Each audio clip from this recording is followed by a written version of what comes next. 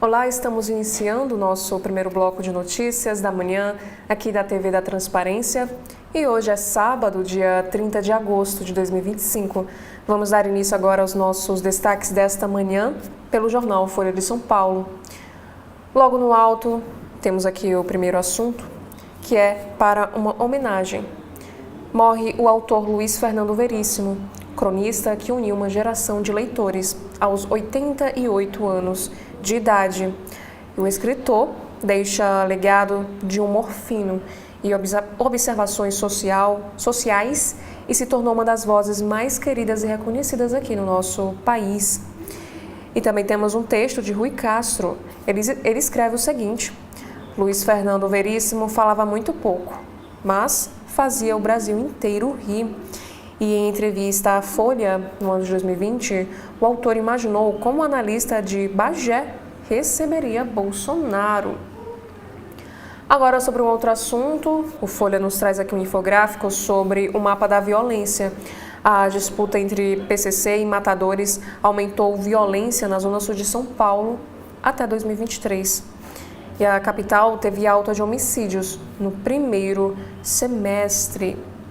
Como a gente consegue ver aqui, sobre as vítimas de homicídio na cidade de São Paulo, temos também a soma de mortes de janeiro a junho de 2025.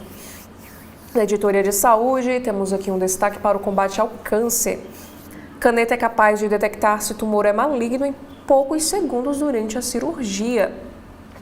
E para o mercado imobiliário, em alta, Vila Jacuí tem prédios, casas, campo de futebol de várzea e também parque. E ainda sobre o estado paulista, Folha nos traz aqui um destaque para o clima, dizendo que a temperatura pode chegar a 23 graus Celsius neste sábado. Agora, o próximo assunto na política nacional, amplitude de investigações sobre bolsonarismo é incógnita, 6 anos após o primeiro inquérito.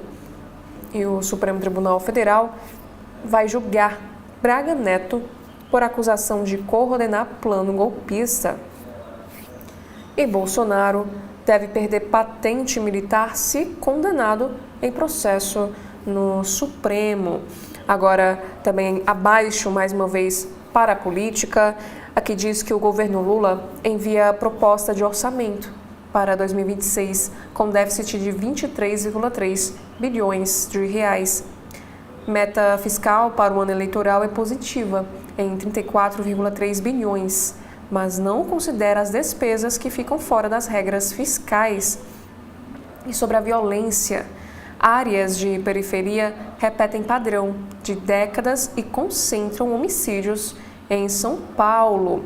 Agora, sobre a mega operação contra a facção criminosa PCC, o presidente de empresa citada em operação que mira PCC almeja a presidência do Palmeiras.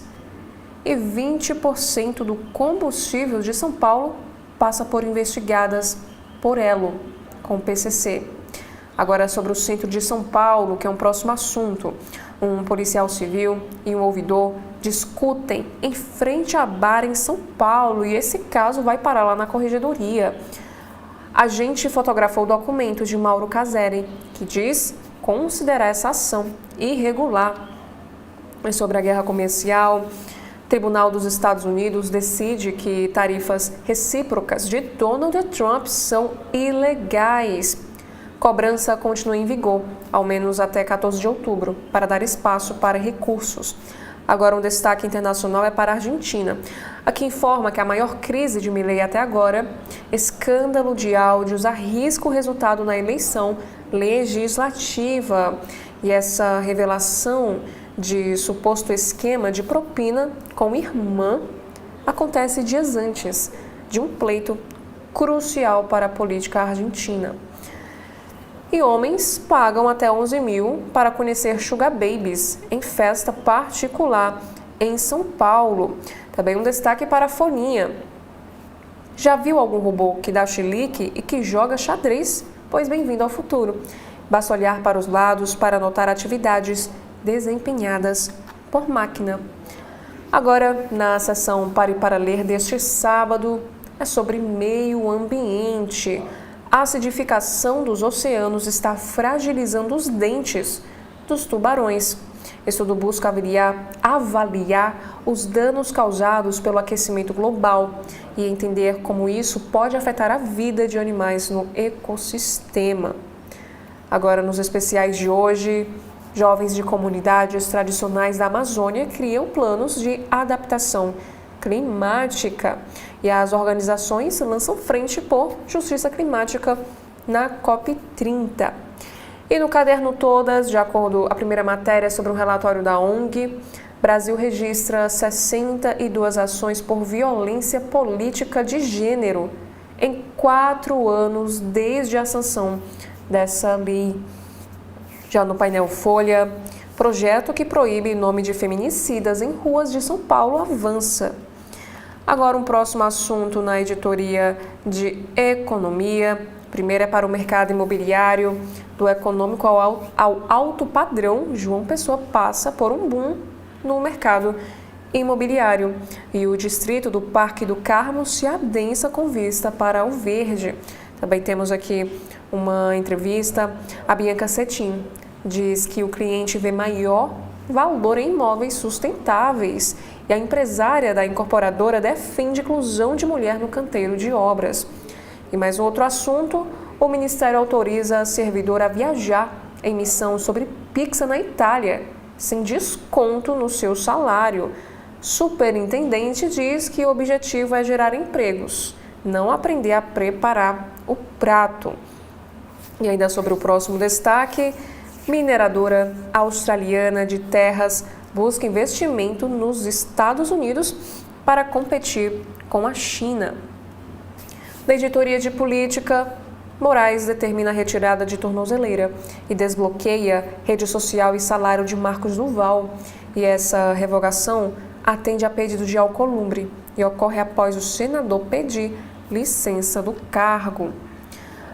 Agora, nos destaques do cotidiano da manhã deste sábado, o primeiro é sobre as redes sociais.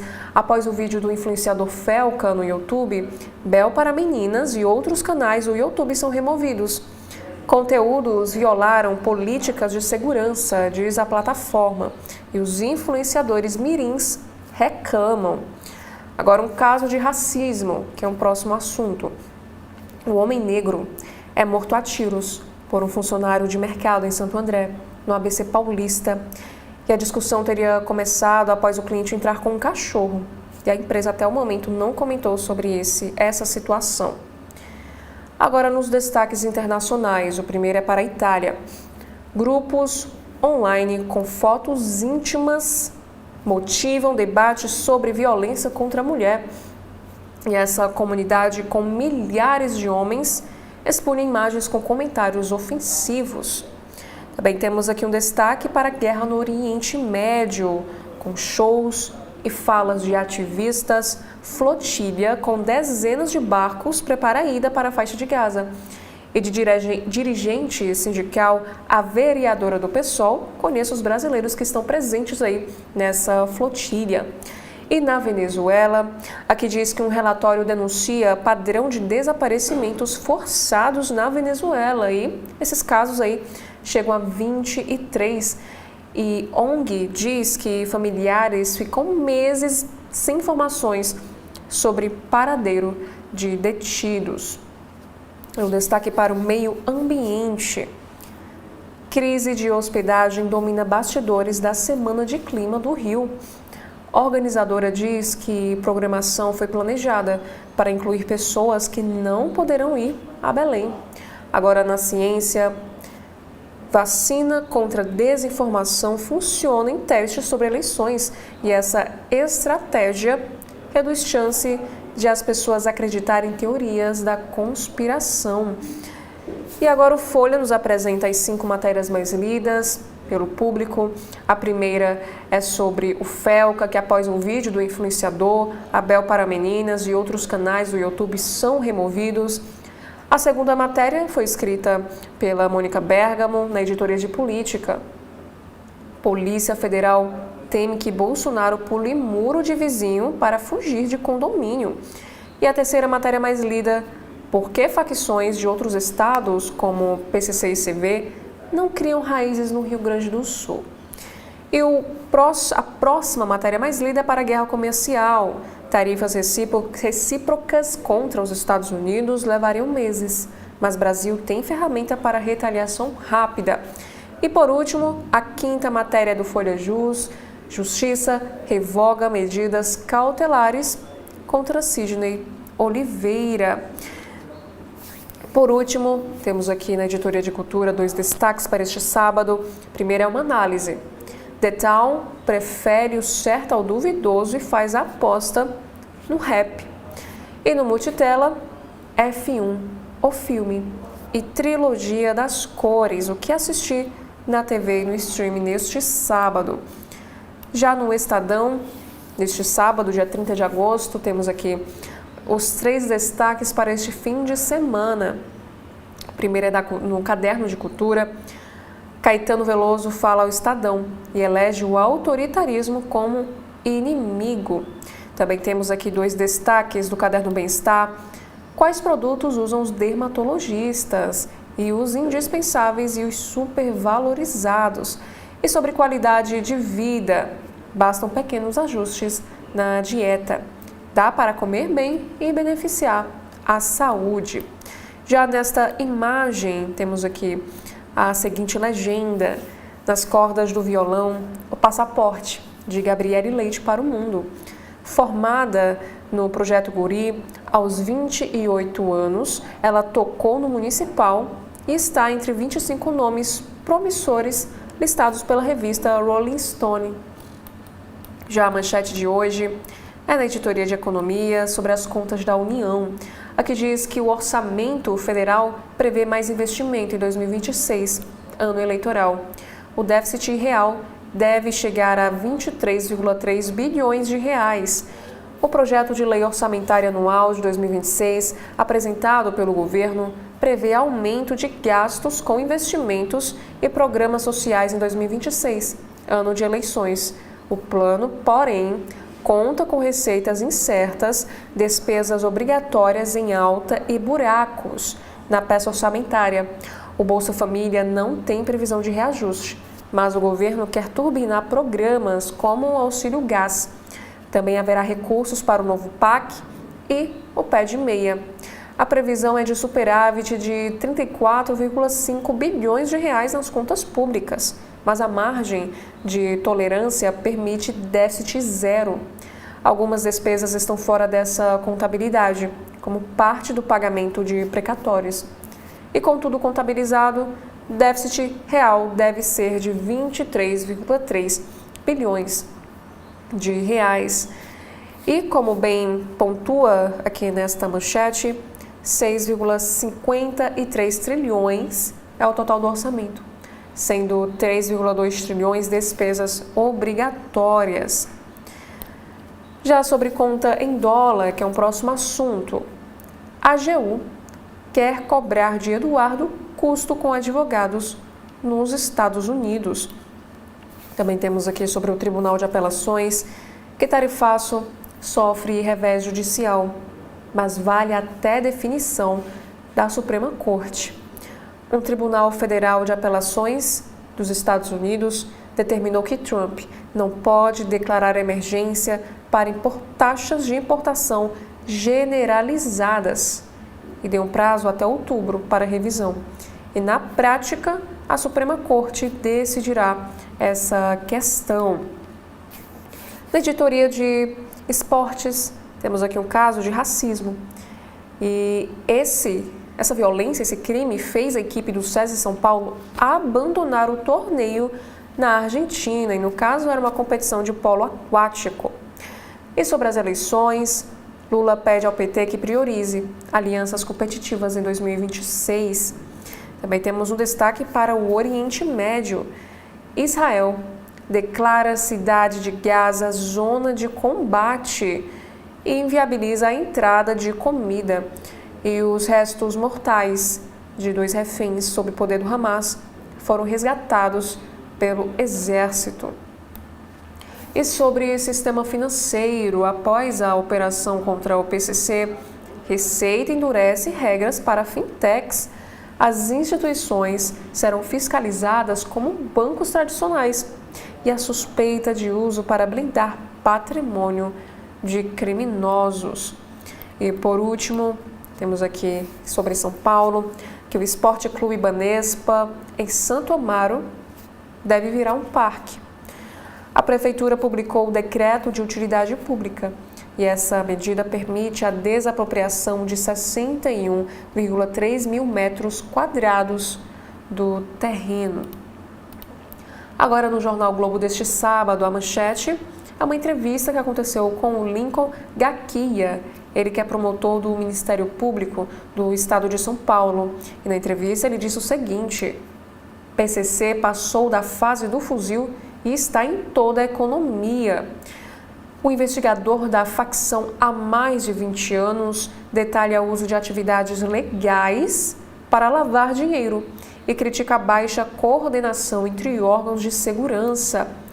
Promotor com mais tempo de investigação sobre o PCC, o Lincoln Gaquia, avalia que a operação desta semana evidenciou um novo momento na trajetória da facção, que, de acordo com a sua visão, já deve ser classificada como uma máfia.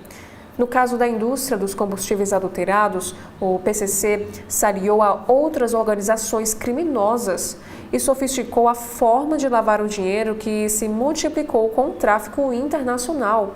Também temos as aspas aqui do Lincoln. Ele disse o seguinte: antigamente eram empresas de fachada, agora são lícitas, têm funcionários, prestam serviços reais. Explica. Ele também complementa dizendo que a facção não precisa mais da ostensividade da violência, com fuzis e crimes cinematográficos. E Lincoln afirma que disputa entre governos, Ministério Público e polícia por protagonismo é prejudicial. Ele finaliza dizendo que o maior desafio do Brasil hoje, em termos de segurança pública, é coordenação e integração. E sobre, ainda falando na política, governos federal e São Paulo disputam holofotes da operação. Em prévia de 2026, Lula e Tarcísio de Freitas buscam protagonismo na repercussão da investigação do PCC. E as novas regras para fintechs não devem impactar os clientes. E especialistas dizem que usuários não devem sequer perceber aí a diferença e também tire suas dúvidas sobre o que muda a partir de agora.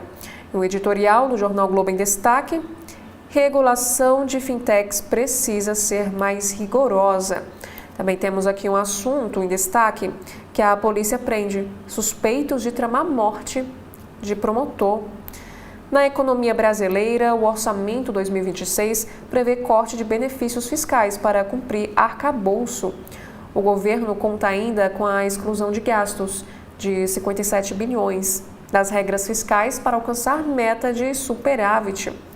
Proposta reserva 40,8 bilhões de reais para as emendas parlamentares. E ainda, Eduardo pede a Mota para exercer mandato dos Estados Unidos. O deputado enviou ofício ao presidente da Câmara, que já criticou sua atuação nos Estados Unidos. E o presidente Lula defendeu a cassação de Eduardo Bolsonaro. E um destaque internacional, temos aqui a informação que tarifaço de Trump sofre derrota em tribunal americano.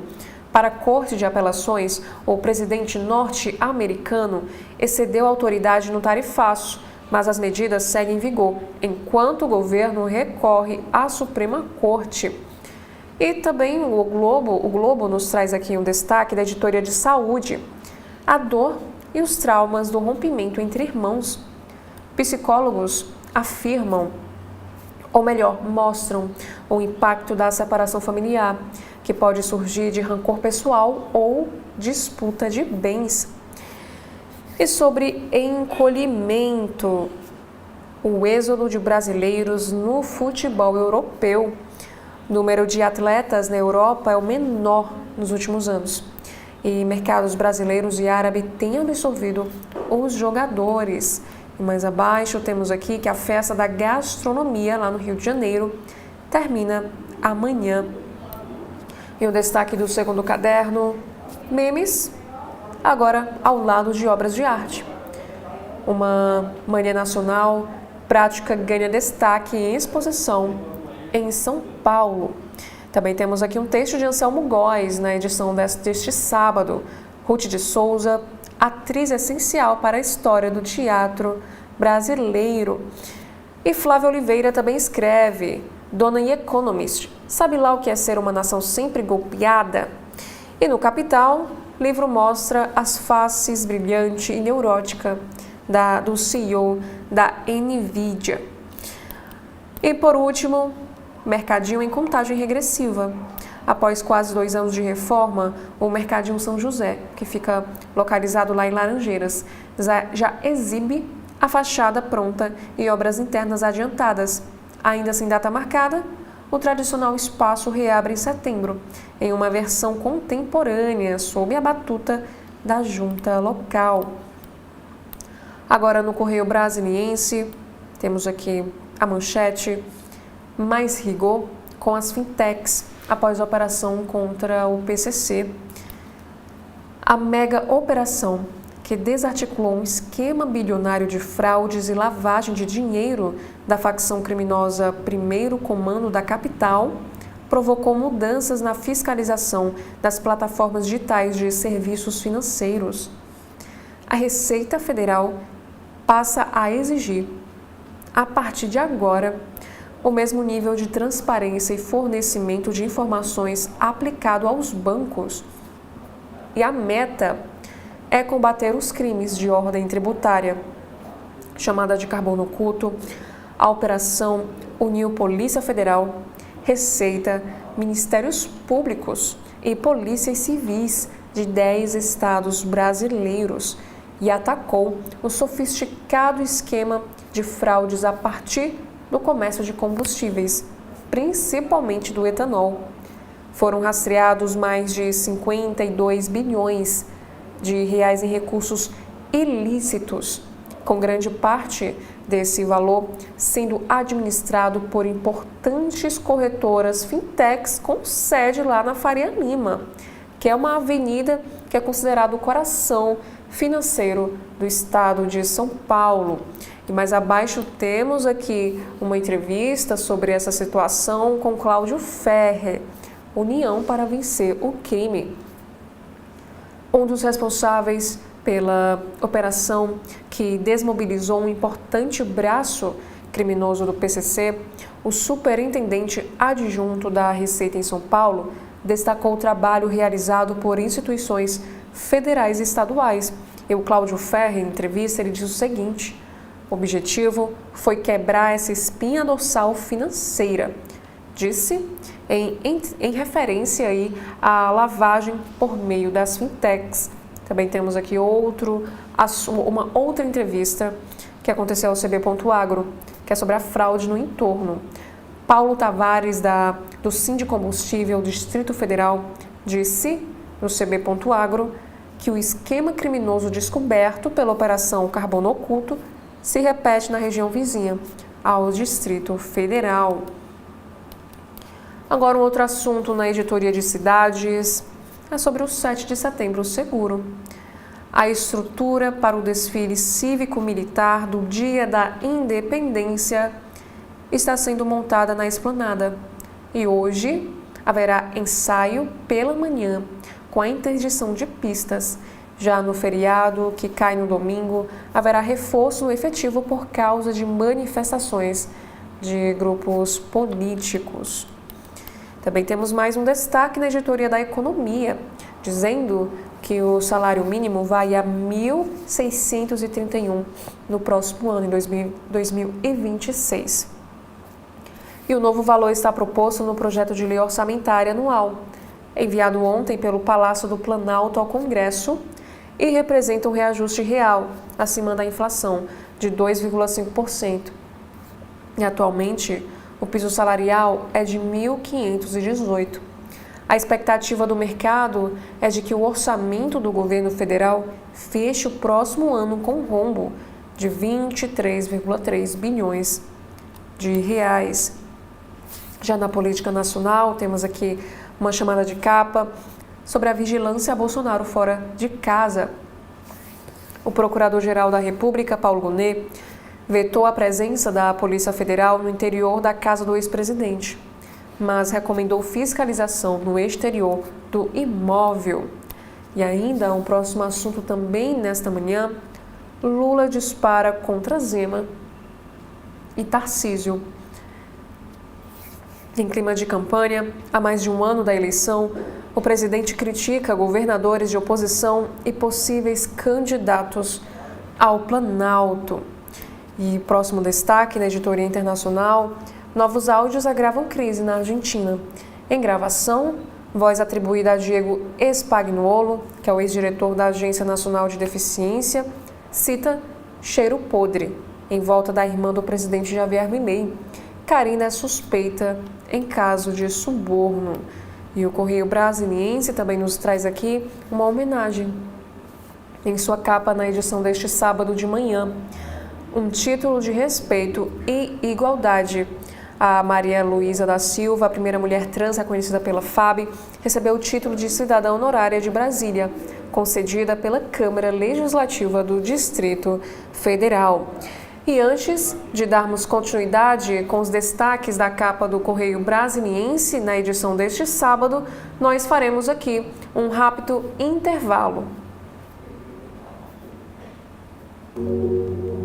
TV da Transparência, o seu veículo em defesa da cidadania plena. E o governo do Ceará não para! O governo do Ceará, com apoio federal, está ampliando hospitais e fortalecendo o atendimento em várias regiões. São 362 milhões a mais investidos em unidades de saúde de Fortaleza, Crateús, Sobral, Itapipoca e Acaraú. O governo implantou um centro de atendimento ao câncer em Crateús, com capacidade para realizar cerca de 6 mil procedimentos oncológicos por ano, beneficiando pacientes da região. Em Varjota, foram autorizadas mais 2 obras, a reconstrução da CE 366 até Santa Quitéria e a construção de uma areninha. Para agilizar a emissão das carteiras de identidade, o governo está ampliando a capacidade de atendimento em todo o estado, com crescimento que vai de 60% a 100%. E Aracati ganhou o Centro de Educação Infantil novinho, mais um cuidado do governo do Ceará com a educação e o desenvolvimento das nossas crianças. E semana que vem Tem muito mais. É o governo que não para de entregar por todo o Ceará. Na TV da Transparência, de segunda a sexta-feira, acompanhe as entrevistas de Edson Silva sobre temas importantes do nosso dia a dia. Agora, o governo do Ceará conta com a ferramenta Meu Celular para ajudar a recuperar seu celular ou tablet perdido, furtado ou roubado. Basta se cadastrar em meucelular.sspds.ce.gov.br, preencher as informações pessoais e o e-mail do seu aparelho. Em caso de perda, roubo... As principais informações do Brasil você tem diariamente na parte das manhãs de segunda a sábado, aqui na TV da Transparência.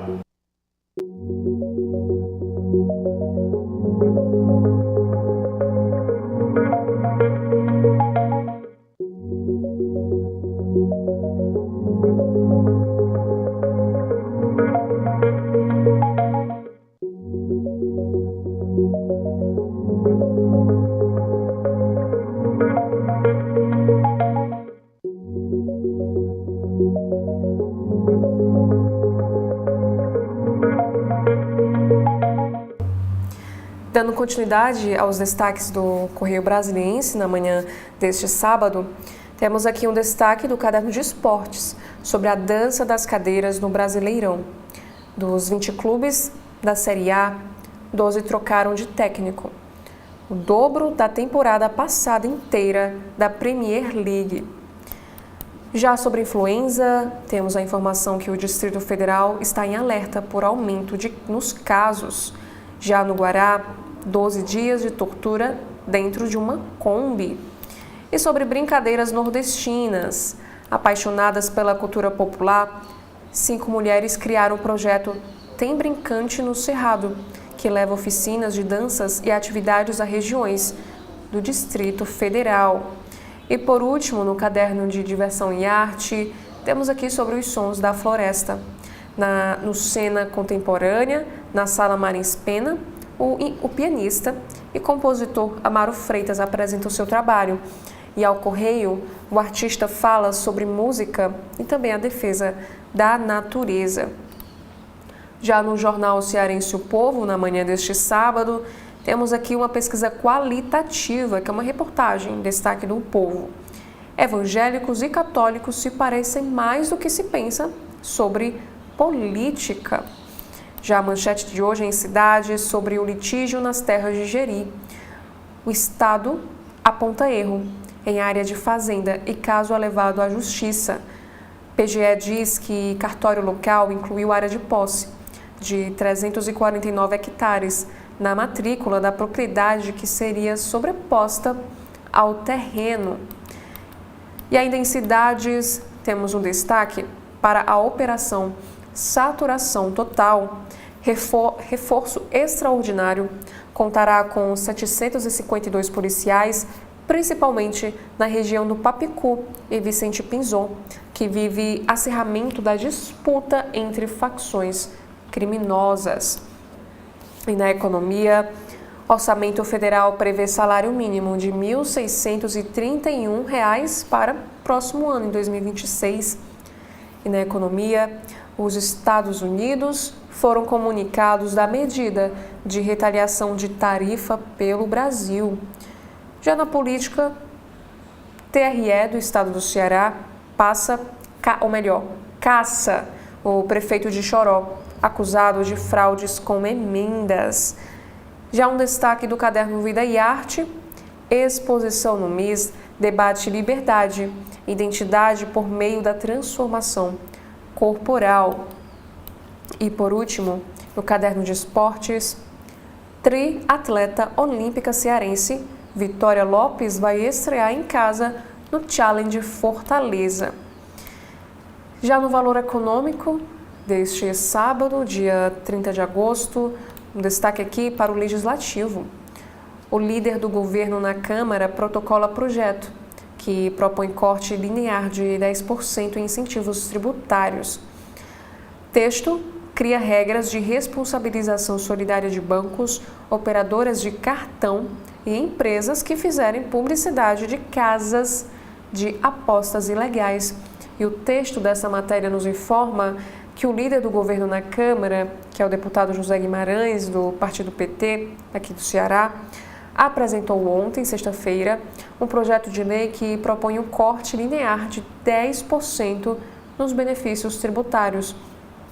E esse projeto foi elaborado pelo Ministério da Fazenda. E, além disso, o texto cria regras de responsabilização solidária de bancos, operadoras de cartão e empresas que fizerem publicidade de casas de apostas ilegais, que passarão a responder pelos impostos não pagos.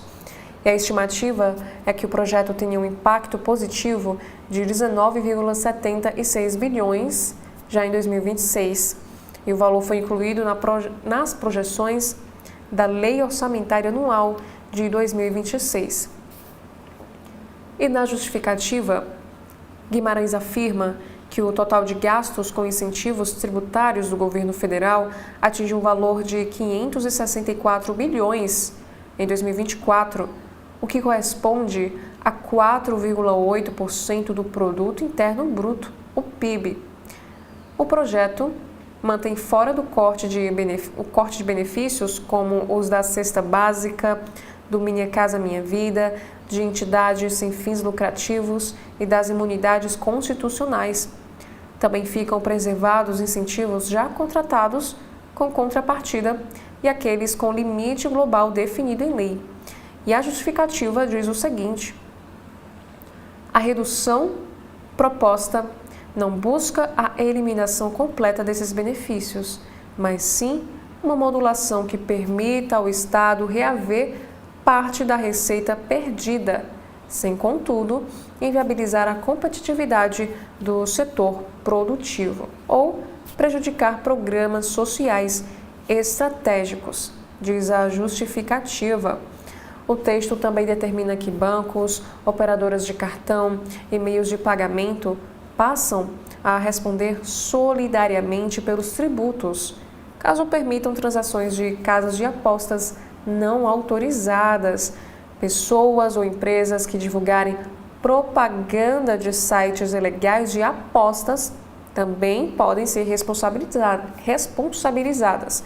E Guimarães disse o seguinte: o principal objetivo da medida é combater a ilegalidade e a sonegação fiscal.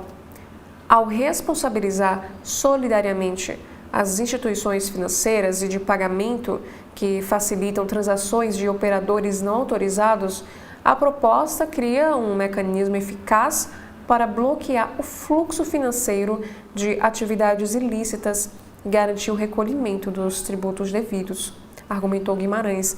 Já o Ministério da Fazenda afirmou que enviaria um projeto de revisão de incentivos fiscais ao Congresso Nacional. Porém, o texto ainda não havia chegado até o momento. E, além disso, o deputado Aguinaldo Ribeiro, que é do partido PP de Paraíba, também trabalha em uma proposta de revisão de benefícios a partir do presidente da Câmara, que é o Hugo Mota.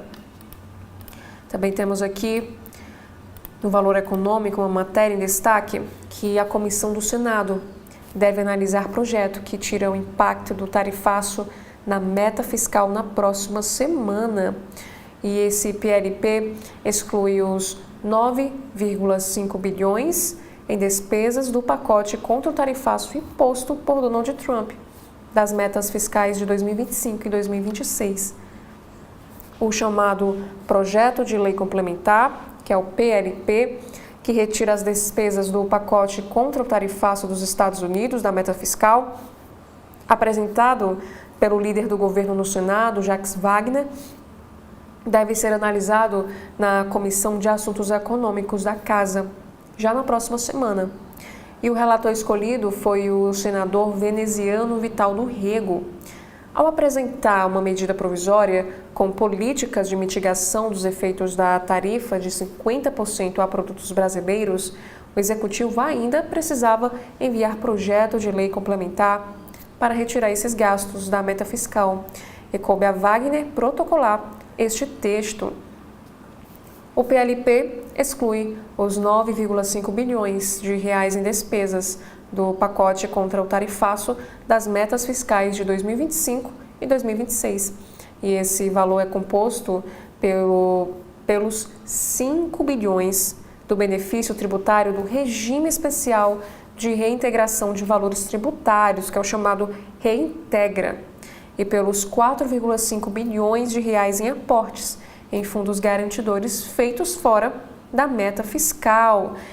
E Wagner registra o seguinte texto: em caráter excepcional, nos exercícios financeiros de 2025 e 2026, as despesas decorrentes de créditos extraordinários e as renúncias fiscais para mitigação dos impactos sociais e econômicos causados pela imposição de tarifas adicionais sobre exportações brasileiras aos Estados Unidos da América não serão consideradas nas metas de resultado primário e nos limites de despesa. E o relator, que é Vital do Rego, é um aliado da base do governo de Lula. E o paraibano ainda não apresentou parecer da matéria para que ele seja apreciado. Embora seja possível que haja um adiamento da votação da matéria pelo colegiado por meio de um pedido de vista, a expectativa do governo é que o texto seja aprovado na quarta-feira, dia 3, pela comissão, por meio da construção de um acordo. Se for chancelado, o texto vai direto para a votação em plenário. E ainda de acordo com fontes da equipe econômica, o governo quer aprovar este texto no Congresso ainda na primeira semana de setembro, para lançar as linhas de crédito a empresas afetadas pelo tarifaço na segunda quinzena do mês. E o projeto viabiliza o aporte de 1,5 bilhão no Fundo Garantidor do Comércio Exterior, de 2 bilhões no Fundo Garantidor para Investimentos e de 1 bilhão no Fundo de Garantia de Operações. Agora, em um encontro com o vice-presidente Geraldo Alckmin, os presidentes da Câmara, Hugo Mota, e do Senado, Davi Alcolumbre, colocaram o Congresso à disposição para aprovar possíveis legislações sobre esse tema. Ainda não há, entretanto, indicativos de quem será o presidente e o relator da medida provisória que contém as políticas de mitigação à tarifa dos Estados Unidos. Enquanto a presidência cabe à Câmara dos Deputados indicar, a relatoria deve ficar com o Senado, segundo o mecanismo de alternância desses postos entre as casas do Congresso. E ainda no valor econômico, temos aqui um assunto para a prisão domiciliar do ex-presidente. Paulo Gonet, da PGR, é contra colocar agentes da Polícia Federal dentro da casa de Bolsonaro. E em resposta a pedido da Polícia Federal, PGR é favorável a ampliar monitoramento na rua. A Procuradoria-Geral da República se manifestou ontem, sexta-feira, a favor de um maior monitoramento policial no entorno da casa de Jair Bolsonaro, porém, contra a permanência de agentes da PF dentro da residência do ex-presidente. Esse parecer foi enviado ao ministro Alexandre de Moraes, do Supremo Tribunal Federal. Já na terça-feira, dia 26, a Polícia Federal disse que, para monitorar Bolsonaro e evitar risco de fuga, seria necessário colocar agentes dentro da casa do ex-presidente. E a PGR discordou. De acordo com o órgão, o maior monitoramento no entorno da residência de Bolsonaro, que inclui a rua em que vive o ex-presidente, basta para evitar uma eventual fuga. Paulo Gonet disse o seguinte, que Paulo Gonet, que é o Procurador-Geral da República: quanto à parte da área descoberta da propriedade, que apresenta maior exposição ao risco referido pela autoridade policial, a Procuradoria-Geral da República não objeta a que receba atenção de vigilância, diferente da presença física continuada de agentes de segurança. No entanto, prossegue o seguinte: o monitoramento visual não presencial em tempo real e sem gravação dessa área externa à casa contida no terreno cercado também se apresenta como alternativa de cautela, segundo um prudente critério da polícia, no juízo sobre a sua indispensabilidade. E Gonet prossegue dizendo o seguinte: observo que não se aponta a situação crítica de segurança no interior da casa, ao que se deduz a preocupação se cingir ao controle da área externa à casa, contida na parte descoberta, mas cercada do terreno, que confina com outros tantos de iguais características. Certamente, porém, que não há que se ponderar a expectativa de privacidade também nesses espaços.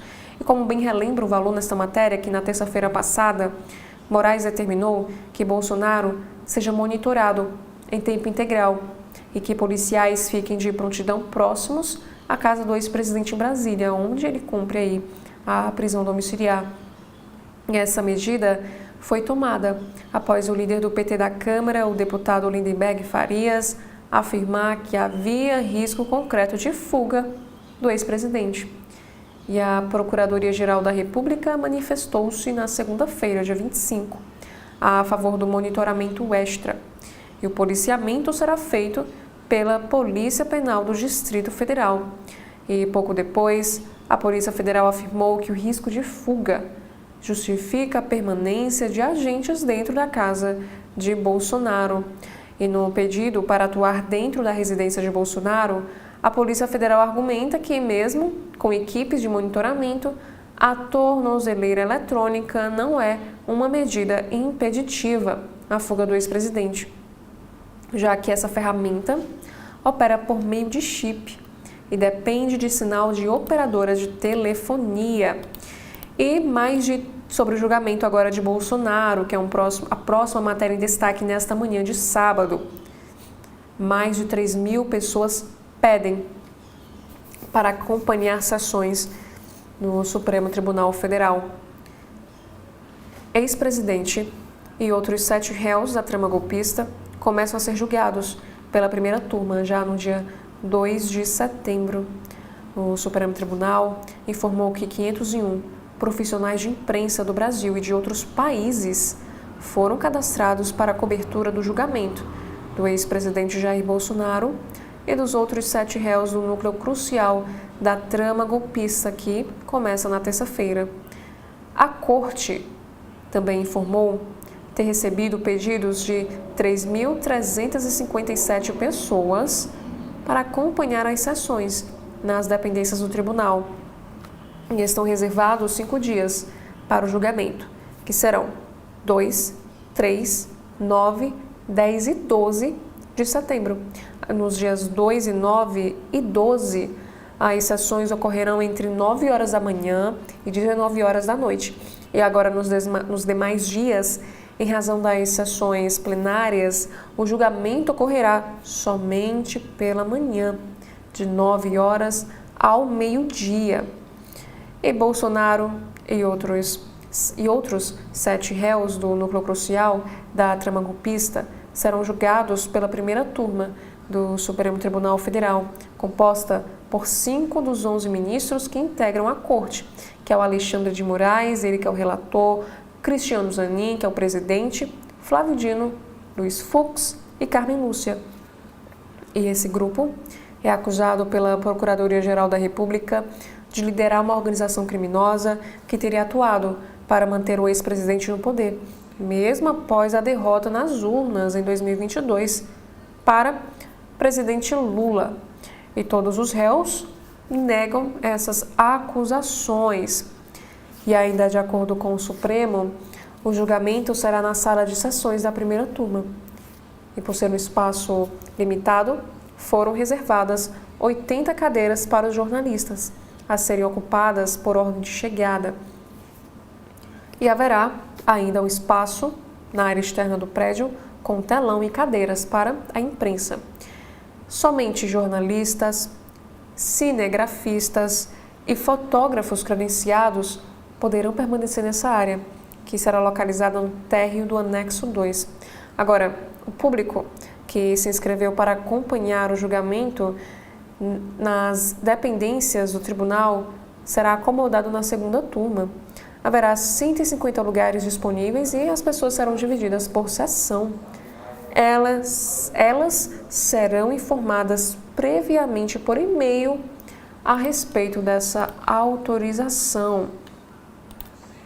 E Lula diz que não vai assistir ao julgamento de Bolsonaro no Supremo. Tenho coisa melhor para fazer. E o presidente também criticou o projeto de lei que prevê anistia para envolvidos no 8 de janeiro. E ainda no valor econômico, no judiciário, Moraes suspende uso de tornozeleira eletrônica de Marcos Duval e revoga o bloqueio de suas contas. O ministro do Supremo Tribunal Federal também retira a proibição de uso das redes sociais, mas o seu passaporte ainda segue detido. E sobre as eleições do próximo ano aqui no nosso país, nem ligo, rebate Tarcísio após Lula dizer que governador não é ninguém sem Bolsonaro. O governador também nega haver uma disputa com o presidente por protagonismo em operações contra o crime organizado. E Lula também disse o seguinte: as investigações são resposta à extrema-direita e o governo vai mostrar quem é a cara do crime organizado. E o presidente também disse ontem, sexta-feira, que vídeo de Nicolas sobre o Pix ajudou o crime organizado. E Justiça arquiva investigação contra Ricardo Nunes no caso Máfia das Creches. As suspeitas foram exploradas por adversários do prefeito de São Paulo na campanha à reeleição no ano de 2024. E na Câmara, Eduardo Bolsonaro pede a Mota para exercer mandato dos Estados Unidos. Na quarta-feira, o deputado participou por videoconferência de uma audiência na Comissão de Segurança Pública da Câmara. Como vimos também anteriormente, o deputado federal licenciado Eduardo Bolsonaro enviou um ofício ao presidente da Câmara, Hugo Mota, pedindo para exercer o mandato dos Estados Unidos, onde desde o mês de março deste ano, quando se mudou para o país, atua por sanção contra autoridades e instituições brasileiras.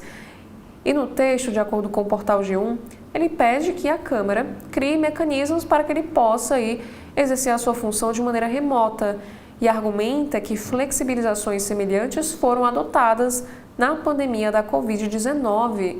E o deputado pediu licença do cargo de deputado quando mudou para os Estados Unidos. O período autorizado se esgotou em julho. E desde o mês de agosto, como ele não retornou, tem acumulado faltas. Já no ofício que foi enviado ao Mota, a Mota, ainda de acordo com o portal G1, Eduardo afirma que sua permanência nos Estados Unidos é forçada, que decidiu continuar no país diante das notícias de que poderia ter o passaporte apreendido ou também sofrer outras punições. E Mota tem rechaçado a ideia de um mandato à distância em entrevistas à imprensa. Ele tem dito que seguirá o regimento da Câmara e que Eduardo será tratado como todos os outros deputados. E o Eduardo voltou a participar de uma agenda na Câmara na quarta-feira, dia 27, e foi a primeira vez desde que se afastou das funções do deputado. E ele entrou, por videoconferência, em uma audiência realizada pela Subcomissão de Fiscalização e Direitos dos Presos do 8 de janeiro. Trata-se de um grupo especial criado pela Comissão de Segurança Pública, a pedido de parlamentares da oposição, para apurar denúncias de supostas violações de direitos humanos nos processos relacionados aos atos golpistas. E, ao aparecer no telão, Eduardo foi aplaudido pelos colegas bolsonaristas e discursou por cerca de 30 minutos sobre a perseguição que tem sofrido e as suas ações nos Estados Unidos. E, ao iniciar sua fala, ele disse que a minha vontade era estar aí com vocês, mas nesse momento eu não posso, vocês entendem. E também confirma, ou melhor, conclui, dizendo que a gente continua junto em espírito. E também, nesta semana, a subcomissão deu espaço para o blogueiro bolsonarista Alan dos Santos, que é um foragido da justiça brasileira e também mora nos Estados Unidos. E um outro assunto é sobre a PEC da blindagem, que sem acordo, essa PEC perde força na Câmara, avaliam os líderes. Repercussão negativa levou defensores do texto a recuar. E a avaliação aqui debate sobre prerrogativas de parlamentares pode avançar, porém de uma forma mais moderada. E a Polícia Federal pede inclusão de 8 foragidos de mega operação na lista da Interpol. A decisão de acionar a Interpol e emitir o alerta internacional para procurados pela Justiça foi tomada, porque não descarta a possibilidade de os investigados já terem deixado aqui o país. Deputados de Minas Gerais entregam a Lula pedido de prorrogação de prazo do Propag. Os parlamentares querem mais tempo para avaliação de ativos, parte do programa de renegociação de dívidas. E ao lado de Lula, Pacheco diz que só há um lado na defesa pela democracia e chama Eduardo de antipatriota. O senador participa de evento em Minas Gerais e ataca Romeu Zema por declaração sobre pessoas em situação de rua. E sem Bolsonaro, Tarcísio não é nada, afirma o presidente Lula. Em entrevista, o presidente minimiza a pesquisa que coloca o governador de São Paulo à sua frente em um eventual segundo turno em 2026.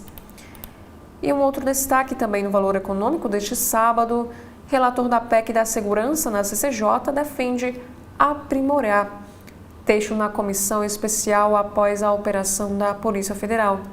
O deputado Mendonça Filho diz que a operação reforça argumento de que o crime organizado está tomando conta do Brasil e dominando os setores econômicos. E Lula diz que vetou o aumento do número de deputados porque a medida é uma afronta à sociedade. A medida foi apresentada pela Câmara e aprovada pelo Senado em junho. Se veto for derrubado, o número de deputados passará de 513 para 531. E mais um destaque para a fala de Lula. O presidente volta a dizer que há genocídio em Gaza e defende a criação de um Estado palestino. E ainda de acordo com Lula, a defesa da governança mundial estará no discurso que fará na Assembleia Geral da ONU no mês de setembro. E Lula diz o seguinte, após um aval para a discussão de reciprocidade: se Trump quiser negociar, Lulinha, paz e amor estará de volta. E o presidente autorizou ontem o início de consultas e medidas para aplicar a lei da reciprocidade econômica contra os Estados Unidos. Lula também fala que se Rodrigo Pacheco for candidato, ele será o futuro governador de Minas Gerais. O presidente destacou a atuação de Pacheco na aprovação do Programa de Pleno Pagamento de Dívidas dos Estados, que é o PROPAG. Batalha das Ruas na festa de 7 de setembro, aqui é um texto de Andréa Joubert. Julgamento e a tarifa de 50% sobre as exportações brasileiras darão um tom das manifestações neste ano. Geraldo Alckmin diz esperar que o uso da lei de reciprocidade acelere o diálogo e negociação com os Estados Unidos. Líder do PT na Câmara protocola pedido de CPI para investigar crime organizado e fintechs.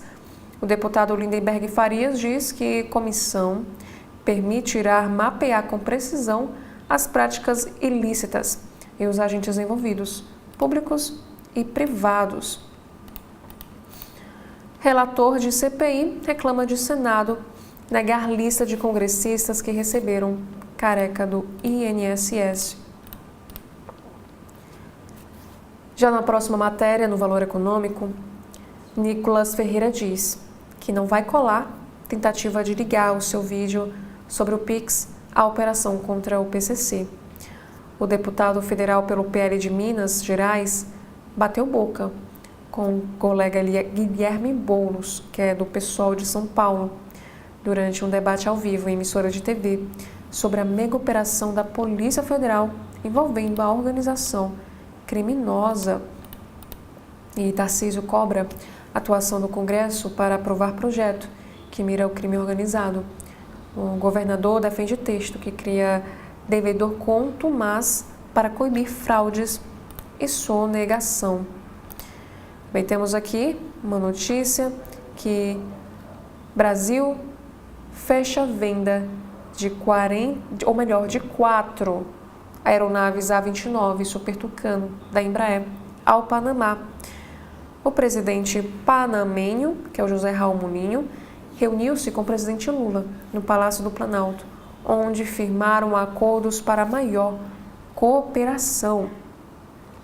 E Lula também afirmou o seguinte: não haverá espaço para a terceira via em 2026. Em entrevista ao programa de TV de Minas, o presidente critica Zema. Minas Gerais merecia governador melhor.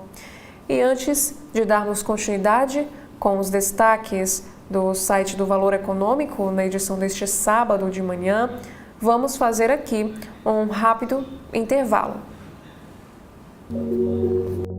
TV da Transparência, o seu veículo em defesa da cidadania plena. Agora, o governo do Ceará conta com a ferramenta Meu Celular para ajudar a recuperar seu celular ou tablet perdido, furtado ou roubado. Basta se cadastrar em meucelular.sspds.ce.gov.br, preencher as informações pessoais e o e-mail do seu aparelho. Em caso de perda, roubo ou furto, crie um alerta no site, que entraremos em ação. Governo do Estado, cuidar das pessoas, avançar o Ceará. As principais informações do Brasil você tem diariamente na parte das manhãs de segunda a sábado, aqui na TV da Transparência.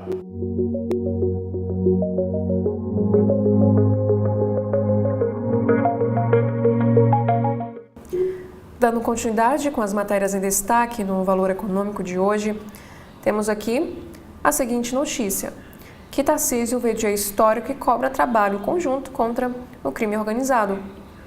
E o governador de São Paulo afirmou o seguinte: as facções estão sendo enfrentadas como nunca antes. E a mensagem clara: em São Paulo, o crime organizado não terá vez. E sobre as Atlas Intel, 50% apoiam o fim do foro privilegiado e 74% são contra aval prévio para investigar parlamentares, de acordo com o levantamento. E Lula diz que vai a Minas anunciar o PAC Seleções e reforça que não privatizará a CEMIG. A privatização ou a federalização da Companhia Energética de Minas é avaliada pelo governo mineiro como uma das opções para abater parte da dívida do Estado com a União. Também temos aqui uma notícia que, em interrogatório ao Supremo Tribunal Federal, deputados do PL negam desvio de emendas no Maranhão. O Josimar Maranhãozinho ficou em silêncio. Pastor Gil e Bosco Costa negaram ligações com irregularidades. E ainda de acordo com o levantamento Atlas Intel, 55% são a favor de regular redes sociais e veem fake news como ameaça à democracia. Opiniões refletem a divisão sobre o tema no momento em que o governo prepara projeto de lei sobre o tema para enviar ao Congresso. E o Banco Genial manifesta indignação por ser citado em Operação Carbono Oculto, que mirou combustíveis. E essa mega operação investiga esquema bilionário de sonegação e fraudes no setor de combustíveis. E ainda no valor econômico de hoje, temos aqui o seguinte destaque, que The Economist, que é uma revista britânica, chama Bolsonaro de Trump dos trópicos e diz que esse julgamento é lição de democracia. A revista também retrata o ex-presidente como um vinque do Capitólio e destaca a atuação do judiciário brasileiro. E ainda sobre a pesquisa Atlas Intel, Lula lidera intenções de voto no primeiro turno, mas fica atrás de Tarcísio no segundo turno. E o levantamento também mostra que a aprovação do presidente voltou a cair e está em 47,9%. Justiça italiana decide manter prisão de Carla Zambelli em regime fechado. Juízes concluíram que o estado de saúde da deputada é compatível com cárcere e justificam a manutenção da prisão pelo perigo de uma possível nova fuga. CPI do INSS ouve delegado da Polícia Federal e vota quebra de sigilo de entradas do Careca no Congresso. O presidente e relator da comissão se reuniram com o ministro do Supremo Tribunal Federal, André Mendonça, para pedir acesso aos autos dos inquéritos sobre os descontos indevidos nas contas dos segurados. E Rui Costa reforça a cobrança por fidelidade de ministros. Para o ministro da Casa Civil, integrantes da esplanada têm que responder críticas para mostrar que acreditam no que está sendo feito. E a próxima matéria também destaque diz que Lula quer desgastar Tarcísio para enfrentar um Bolsonaro em 2026. A estratégia do presidente é expor os flancos do governador paulista para atrair um candidato com o sobrenome Bolsonaro para a disputa eleitoral. E também temos aqui a informação que está instalada a comissão que discutirá subsídios. E essa medida provisória propõe um teto para a conta de desenvolvimento energético e novas regras para comercialização do gás. Também na política, temos aqui um destaque que Hugo Mota diz que aprovará texto do imposto de renda, que não trará perdas à arrecadação. O presidente da Câmara reuniu-se com o ministro da Fazenda e a avaliação, que já era feita pela equipe econômica, é de que a proposta será aprovada como está. E ainda no valor econômico, proposta para assustar inquéritos trava a votação de PEC da blindagem. Trecho incluído em nova versão pode inviabilizar a aprovação dessa proposta. E ainda temos aqui a notícia que proposta que permitiria ao Congresso sustar inquéritos trava a votação da PEC da blindagem, como vimos, na verdade, anteriormente. E Cid diz ao Supremo Tribunal Federal que documento citado por defesas de Bolsonaro e Braga Neto para questionar delação nunca existiu. A defesa do tenente-coronel afirma que Bolsonaro e Braga Neto usaram um documento falso para questionar a delação e pede para o caso ser informado à Procuradoria-Geral da República. Já ainda no valor, em meio à crise com base aliada, Lula chama ministros do PT e líderes para uma reunião no Alvorada. O encontro faz parte de rodada de conversas com partidos e deve ter 2026 entre itens da pauta.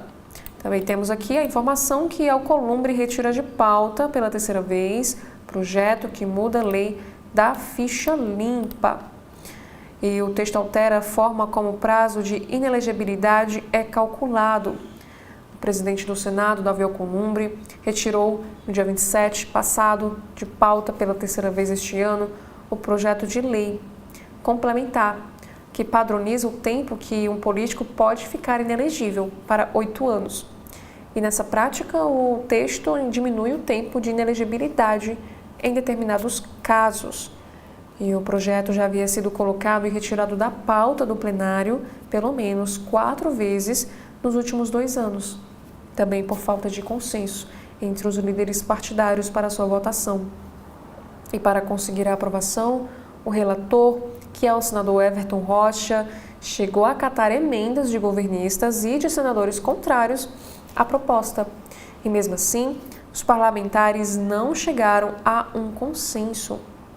E ontem, Alcolumbre também adiou a votação da matéria com a justificativa de que o relator precisava esclarecer as mudanças aos seus colegas. E há uma pressa de Everton para aprovar o projeto, já que, para valer nas próximas eleições, precisa ser sancionado até o início de outubro deste ano, um ano antes do pleito de 2026. E, se aprovado, esse projeto encurta o tempo que alguém fica inelegível por incluir, na contagem dos 8 anos, o período até a condenação na justiça transitar em julgado, que é quando não é mais possível recorrer, a última etapa da análise judicial. E esses foram os principais destaques dos jornais aqui do nosso país na edição deste sábado. Já queria agradecer a você pela sua companhia e fica mais uma vez o convite para você acompanhar a programação completa da TV da Transparência. E, neste momento, eu também convido você para acompanhar a seguir a TV Justiça, que é um resumo das principais atividades do Judiciário brasileiro dessa última semana. Acompanhe! A Procuradoria-Geral da República se manifestou contra o pedido da Polícia Federal para ter agentes dentro da casa do ex-presidente Jair Bolsonaro. Repórter Pablo Lemos. Na manifestação enviada ao ministro Alexandre de Moraes, o procurador-geral da República, Paulo Gonet, observou que não há uma situação crítica de segurança no interior da casa do ex-presidente Jair Bolsonaro.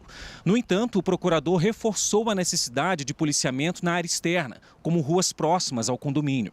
O relator do caso no STF havia determinado que os agentes fiquem 24 horas por dia vigiando o local, mas sem adotar medidas intrusivas na residência ou causar transtornos na vizinhança. Moraes deve decidir sobre a questão a partir das análises da Polícia Federal e da PGR.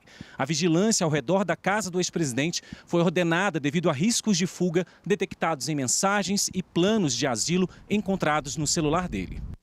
E mais de 3.300 pessoas se inscreveram para acompanhar presencialmente o julgamento do chamado Núcleo 1 da ação penal da tentativa de golpe de Estado, que tem entre os réus o ex-presidente Jair Bolsonaro. Foram disponibilizadas 150 vagas ao público, divididas em 8 sessões, com prioridade para os 1.200 primeiros inscritos. Os demais poderão assistir pela TV Justiça, YouTube, aplicativo e rádio do STF. Há um ano, a TV Justiça contou com a ajuda da tecnologia para dar mais um passo no sentido de aproximar o judiciário e a sociedade. O aplicativo TV Justiça Mais permite acompanhar as notícias da justiça brasileira na palma da mão, em qualquer lugar do planeta. A repórter Evelyn Araújo explica os benefícios dessa ferramenta. Remetido ao Poder Judiciário do Estado de Minas Gerais, O conflito de competência para decidir que Estado julgaria os acusados por um crime de receptação foi o primeiro caso julgado pelo Supremo Tribunal Federal com transmissão nacional pela TV Justiça. O dia foi 8 de agosto de 2002. Por isso, decisão unânime, voltou o presidente. A sessão histórica, 23 anos depois, pode ser assistida na íntegra de qualquer lugar do mundo, pelo aplicativo TV Justiça Mais. Basta baixar o app no celular e navegar por este e por outros conteúdos que marcam a história da Suprema Corte Brasileira. Ele nasceu com a proposta de termos todo o conteúdo do acervo na palma da mão. Então, principalmente as sessões plenárias e alguns programas, né, estão na palma da mão, mais de 30 mil horas, né, com ferramentas de buscas dedicadas. Então, desde o nascimento da TV em 2002 até os dias atuais, nós temos as sessões plenárias e alguns programas que pré-selecionamos, né? O educativo, o Saber Direito, o constitucional, artigo 5º e tantos outros produtos que ali estão. A gente fez todo um trabalho envolvendo vários setores, arquivo, o pessoal da edição, o pessoal da TI, para a gente ver ali, porque naquela época não era ao vivo, então tinha edição, então a gente fez ali um garimpo do que funcionaria e a gente conseguiu resgatar de 2002 até os dias atuais. Mas foi um trabalho assim, muito minucioso, envolvendo muitas mãos para a gente chegar para poder distribuir esse acervo que está muito rico, muito completo. Há um ano, além das sessões de julgamento do Supremo, o TV Justiça Mais disponibiliza aulas de direito, conteúdos jornalísticos, documentários e programas dos tribunais parceiros. Ao longo desses 365 dias de existência, quase 10 mil pessoas já se tornaram usuárias do app. Nós conseguimos dar uma robustez ao aplicativo, uma prestação de serviço fantástica para o cidadão, para a cidadã brasileira, onde desde o estudante até o magistrado tem o acesso de uma forma muito transparente, mostrando o dia a dia da justiça brasileira na palma da mão, ou seja, algo fantástico que poucos veículos possuem essa dinâmica e o aplicativo, não tenho dúvida que é um grande sucesso. A gente acredita que a justiça tem tudo a ver com o dia a dia das pessoas. Então, como deixá-la mais próxima da sociedade, mais acessível, mais democrática? Foi aí que surgiu a missão de criar o aplicativo TV Justiça Mais há um ano. De ter ali, de fácil acesso, na palma da mão, um lugar onde a gente conseguisse colocar os direitos das pessoas, as informações, o dia a dia ali na prática, que molda a vida das pessoas, né? Neste primeiro ano, o aplicativo ganhou ainda mais conteúdo. A radionovela, que traz histórias com linguagem envolvente. O programa Justiça na Tarde, com entrevistas e debates relevantes. E o Revista Justiça, ambos veiculados na rádio. A Rádio Justiça apresenta Revista Justiça. Olá, muito bom dia. Eu sou o Sérgio Duarte e é muito bom te encontrar aqui na Rádio Justiça FM 104,7. O aplicativo TV Justiça Mais é coordenado pelo Supremo Tribunal Federal e operado pela TV Justiça. Um ano de informação, cidadania e inovação. A solução do aplicativo leva o cidadão a estar próximo de todas as decisões, de todas as prestações de serviço que o Poder Judiciário faz no seu dia a dia.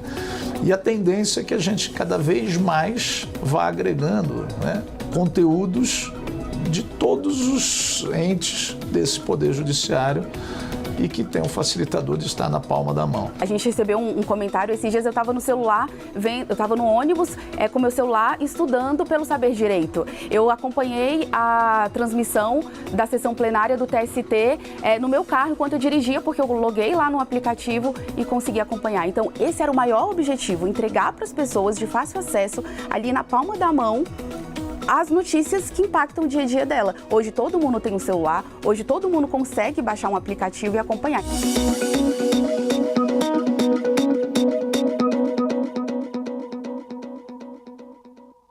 Os ministros do Supremo julgam a ação sobre regra que proíbe a discriminação nos planos de saúde sobre cobrança de valores diferenciados em razão da idade.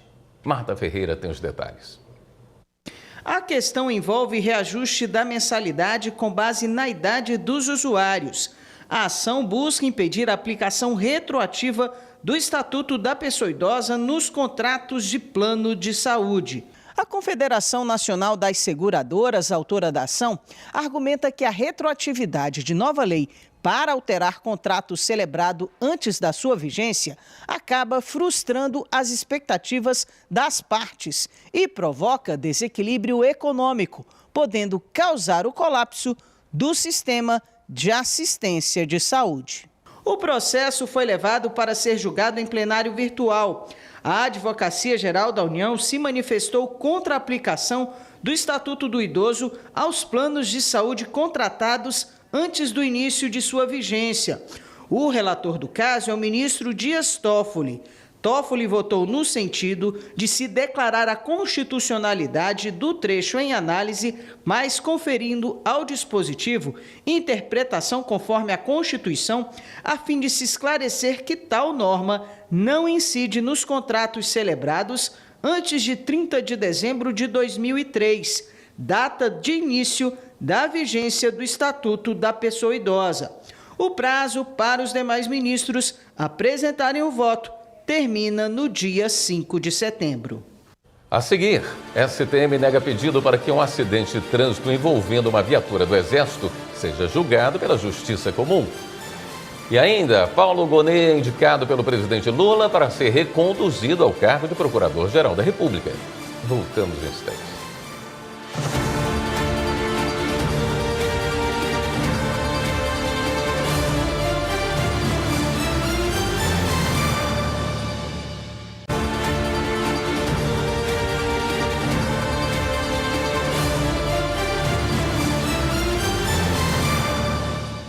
Paulo Gonet foi indicado pelo presidente Lula para ser reconduzido ao cargo de Procurador-Geral da República. A indicação de recondução de Paulo Gonet ao cargo de Procurador-Geral da República já foi publicada no Diário Oficial da União. Agora, o nome de Gonet será analisado e votado pela Comissão de Constituição, Justiça e Cidadania do Senado. Se aprovado, também passará pelo plenário da Casa. Caso seja decidido que Paulo Gonet ficará à frente do Ministério Público Federal por mais 2 anos, a nomeação será feita por meio de decreto presidencial.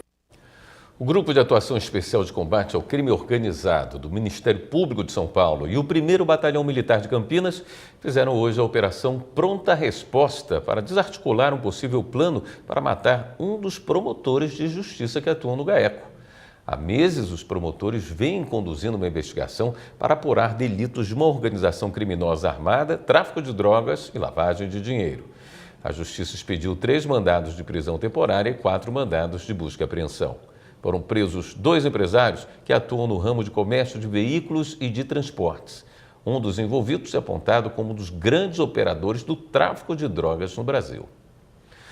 O plenário do Superior Tribunal Militar negou por unanimidade pedido para que um acidente de trânsito envolvendo uma viatura do Exército seja julgado pela Justiça Comum.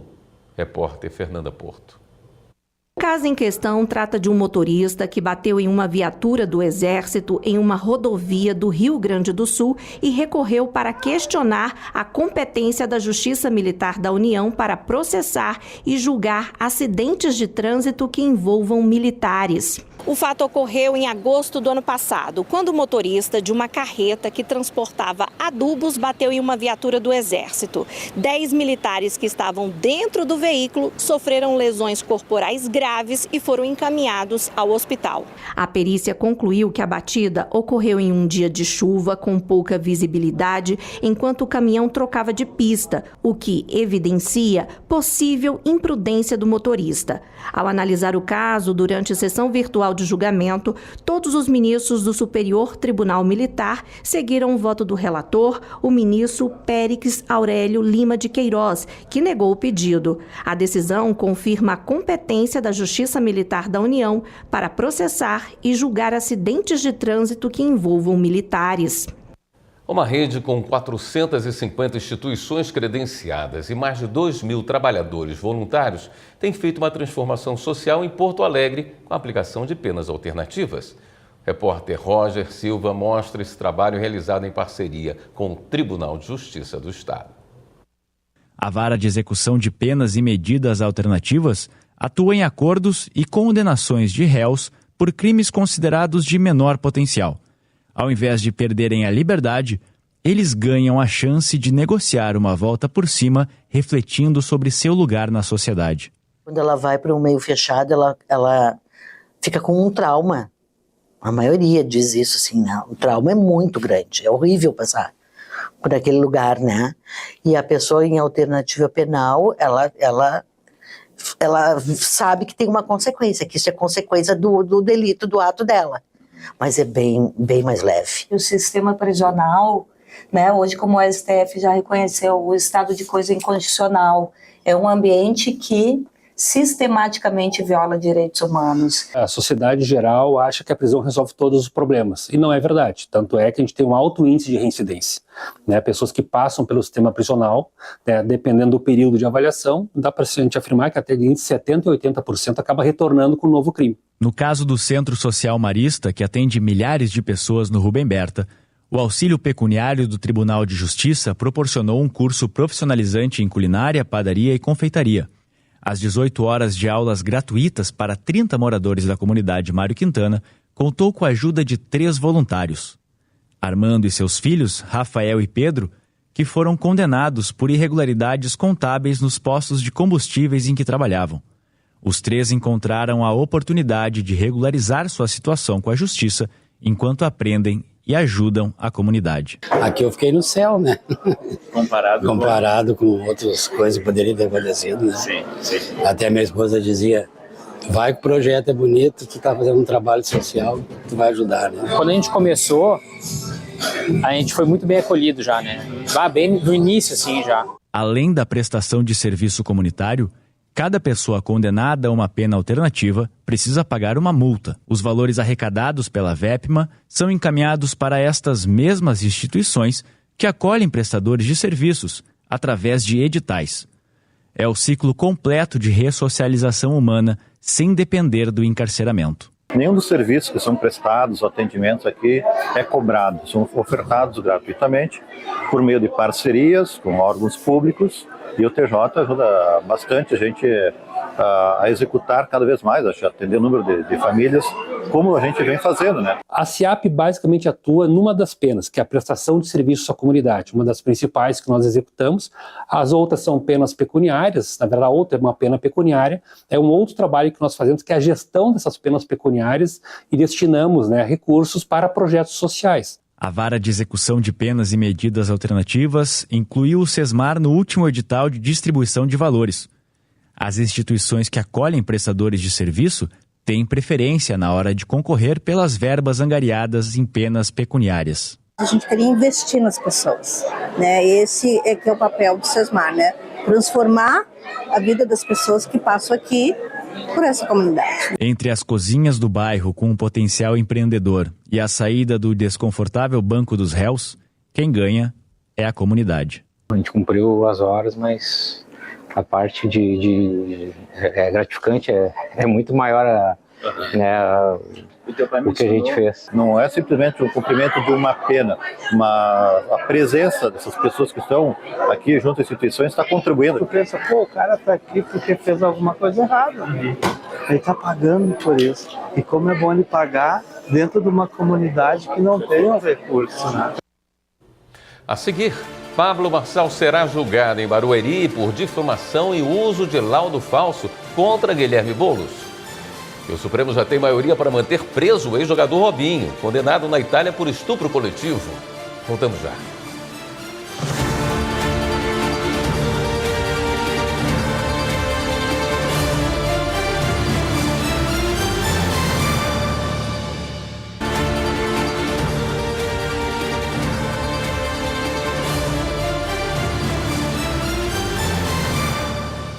O Supremo Tribunal Federal já formou maioria para manter preso o ex-jogador Robinho, condenado na Itália por estupro.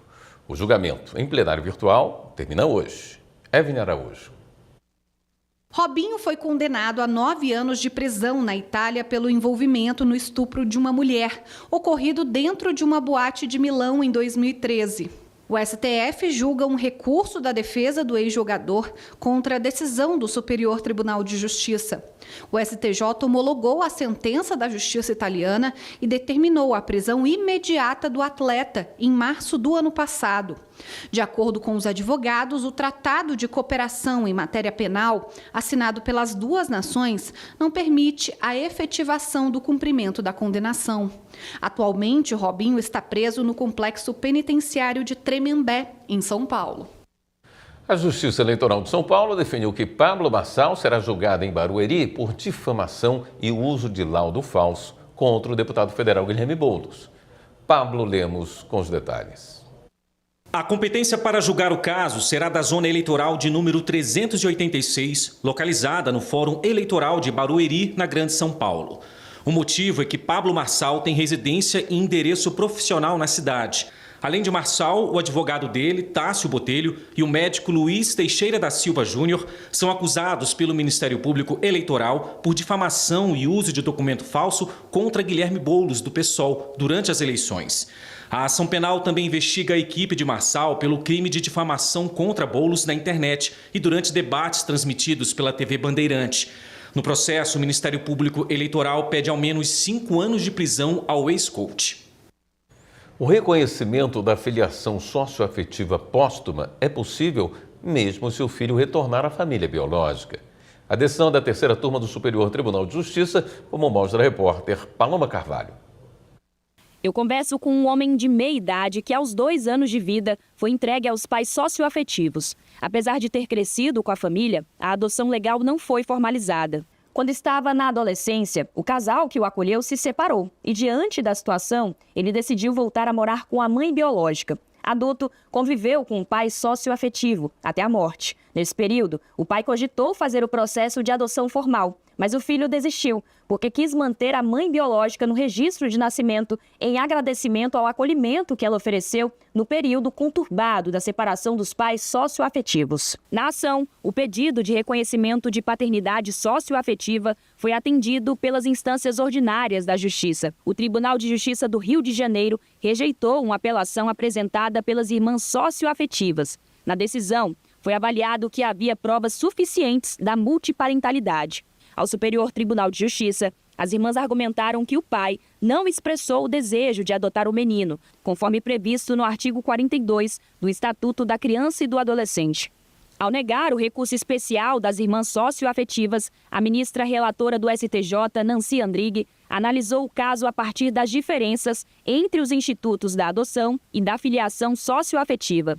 Ela explicou que a adoção é um processo formal que exige destituição do poder familiar dos pais biológicos quando existentes. A filiação socioafetiva, por sua vez, busca o pronunciamento sobre uma situação vivenciada pelas partes, sendo possível a existência de múltiplos vínculos de parentesco. Para a ministra, mesmo que diferentes os institutos da adoção e da filiação socioafetiva, no modo de constituição do vínculo de filiação, verificada a posse do estado de filho, que consiste no desfrute público e contínuo da condição de filho, é viável o reconhecimento da filiação socioafetiva, mesmo que após a morte do pai ou da mãe socioafetivos, como também ocorre na hipótese de adoção prevista no artigo 42 do Estatuto da Criança e do Adolescente. Nosso entrevistado, que não quer se identificar, está aliviado com o reconhecimento. Eu sinto um alívio a isso. Isso reduz o sofrimento.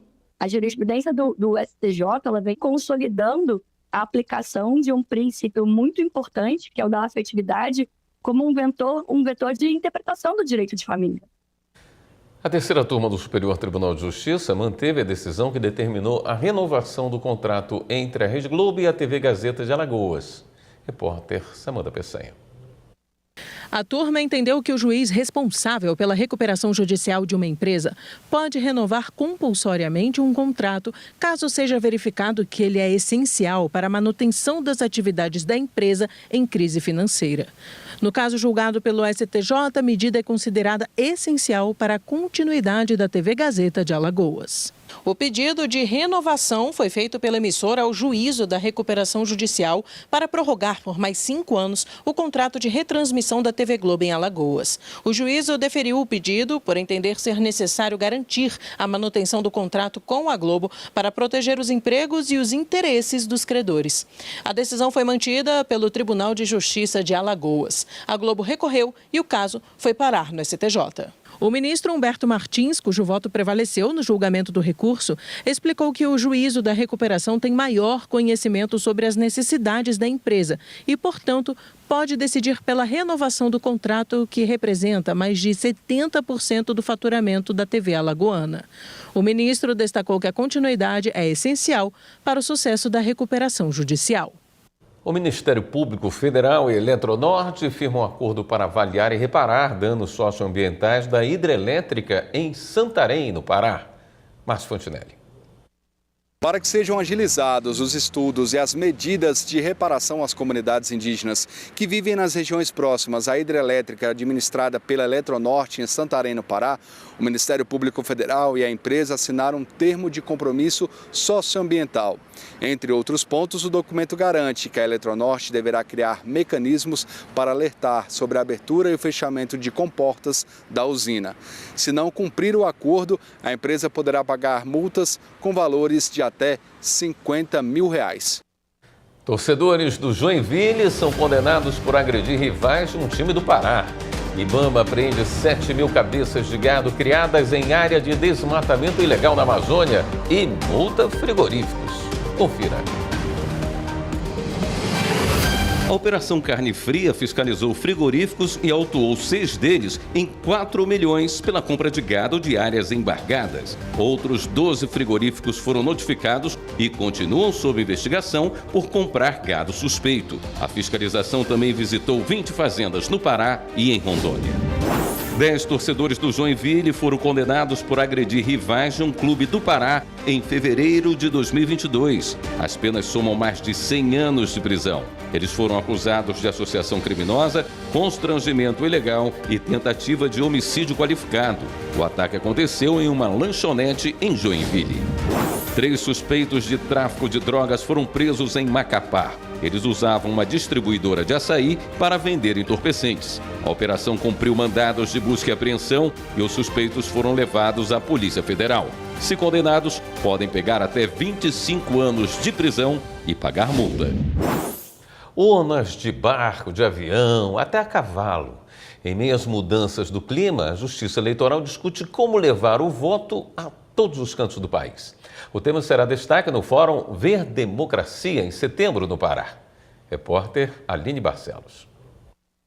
O Brasil tem mais de 500 mil sessões eleitorais espalhadas por todo o território. De olho nas eleições de 2026, a Justiça Eleitoral já discute como garantir que as urnas cheguem a todos os locais de votação em meio a secas, enchentes e outros desafios impostos pelas mudanças climáticas. Esse vai ser um dos focos do Fórum Nacional Ver Democracia, que será realizado entre 15 e 17 de setembro em Belém, no Pará. O evento é uma realização conjunta do Tribunal Superior Eleitoral e do Tribunal Regional Eleitoral do Pará. As eleições municipais de 2024 foram marcadas pelas enchentes no Rio Grande do Sul e pela seca na região norte. Eventos extremos que exigiram providências para garantir que nenhuma sessão ficasse sem urna. No Pará, em vez de barco, foi preciso usar cavalos porque os rios secaram. Foi o que motivou o diretor-geral do TRE do Pará, Bruno Jorge, a iniciar a organização do evento. As secas estavam tão intensas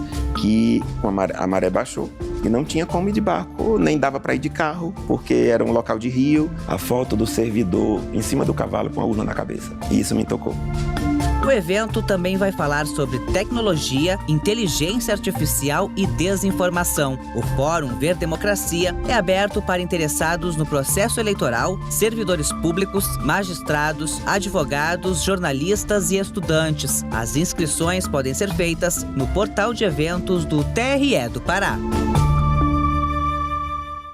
A seguir, STJ decide que crédito de serviços advocatícios prestados na recuperação judicial não tem limite de valor na falência. E a pesquisa da Enamate sobre as dificuldades na carreira de magistradas do trabalho. Voltamos em instantes.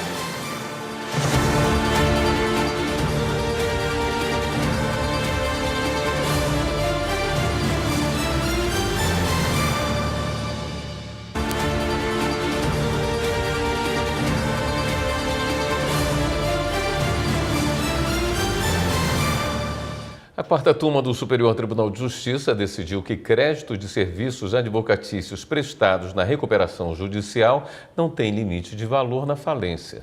Repórter Jáfer Araújo. A decisão foi unânime entre os ministros da turma. O crédito de serviços advocatícios prestados na recuperação judicial, por ter natureza extraconcursal, ou seja, com preferência para receber, não está sujeito à limitação de valor na falência. O recurso especial foi interposto por um escritório de advocacia que buscava reformar a decisão do Tribunal de Justiça do Paraná, que reconheceu a natureza extraconcursal do crédito decorrente de honorários contratuais, mas determinou que o pagamento fosse limitado a 150 salários mínimos, devendo o excedente ser classificado como crédito quirografário no processo de falência. Para o Tribunal Estadual, a natureza alimentar do crédito de honorários justificaria a equiparação aos créditos trabalhistas. Com base nisso, o tribunal aplicou a limitação prevista na Lei de Recuperação e Falência, com amparo em entendimento consolidado pelo STJ. No entanto, a relatora do recurso especial, ministra Isabel Galotti, observou que não se aplica ao caso o tema 637 do STJ, pois esse entendimento trata de créditos anteriores à falência.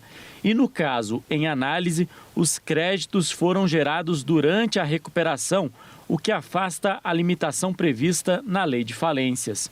A ministra ressaltou que a legislação não prevê subdivisões entre os créditos extraconcursais e lembrou que o tratamento privilegiado deles funciona como um incentivo legal para que credores sigam negociando com a empresa em crise, fator que tem como objetivo assegurar a continuidade da atividade empresarial, um elemento central da recuperação judicial.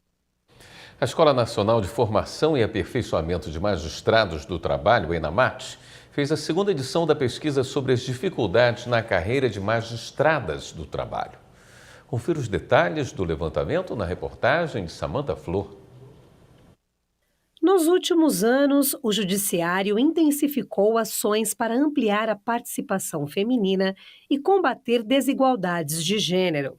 Mas, apesar dos avanços, ainda há muitos desafios. É o que aponta a segunda edição da pesquisa sobre as dificuldades na carreira de magistradas do trabalho, realizada pela Escola Nacional de Formação e Aperfeiçoamento de Magistrados do Trabalho, a ENAMAT. Nós sabemos que nós vivemos em uma sociedade ainda desigual. Então é preciso que a Escola da Magistratura ela tenha este conhecimento para incluir estas mulheres em políticas capazes de causar a equidade de gênero também dentro da magistratura. No total, 749 magistradas responderam, a maioria com perfil entre 41 e 60 anos. E quando o assunto é raça e etnia, os números ainda mostram baixa diversidade.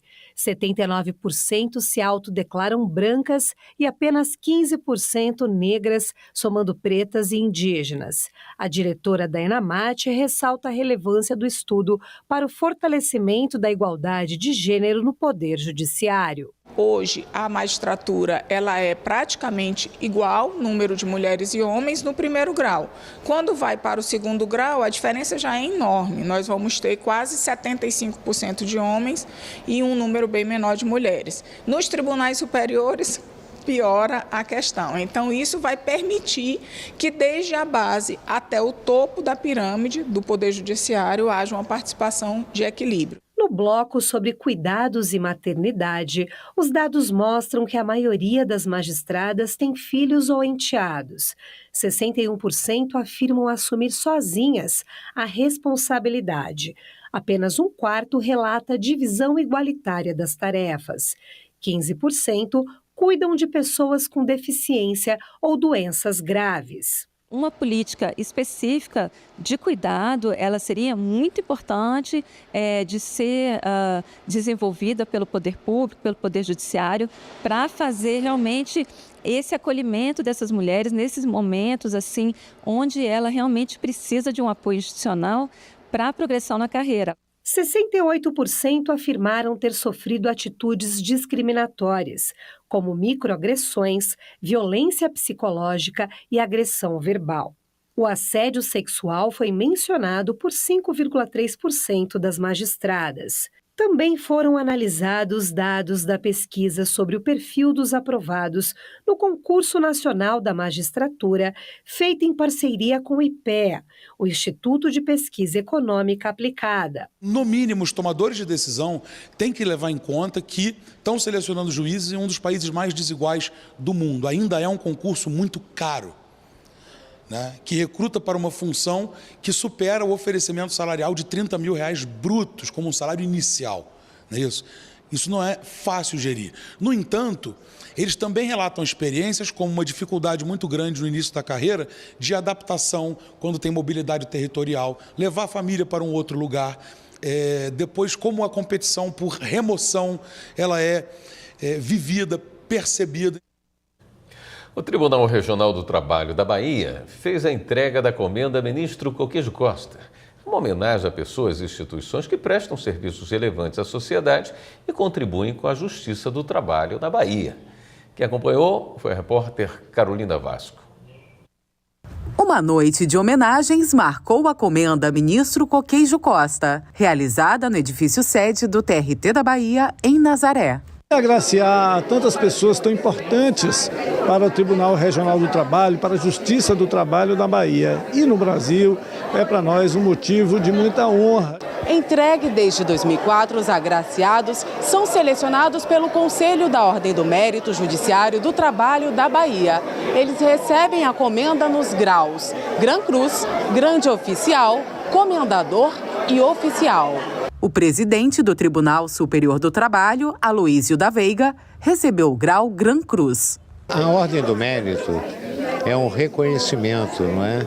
E é naturalmente a própria estrutura e a grandeza da Justiça do Trabalho, reverenciando as pessoas que o tribunal entende que realmente fizeram alguma coisa, não é?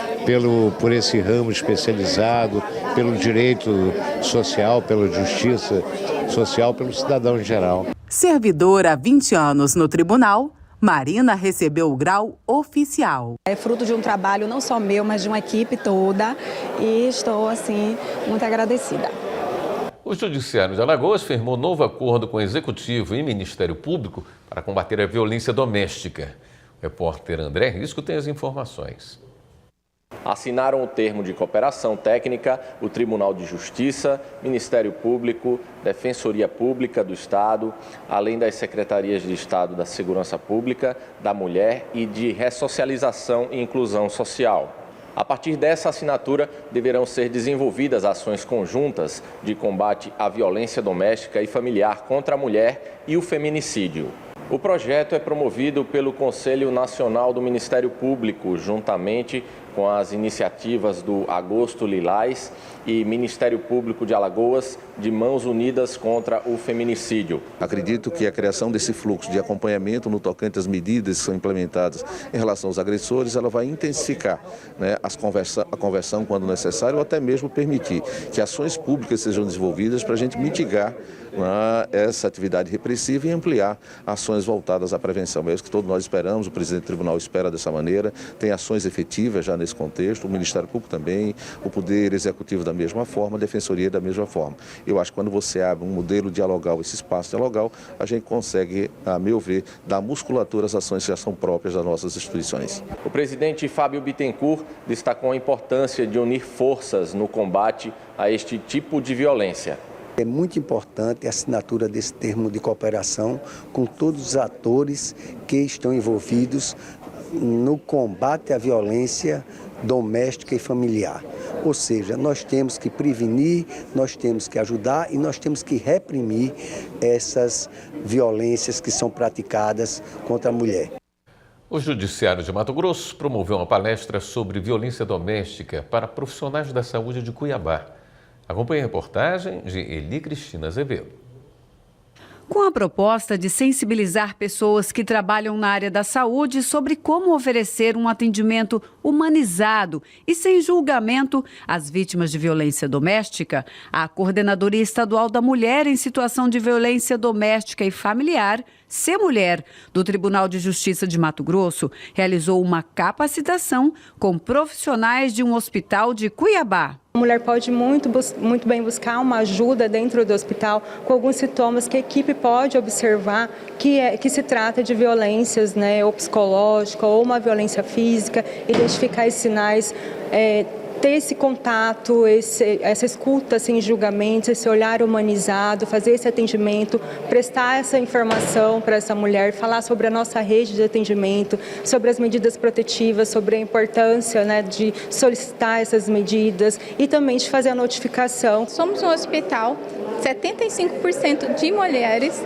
e a gente acredita que a violência ela precisa ser prevenida.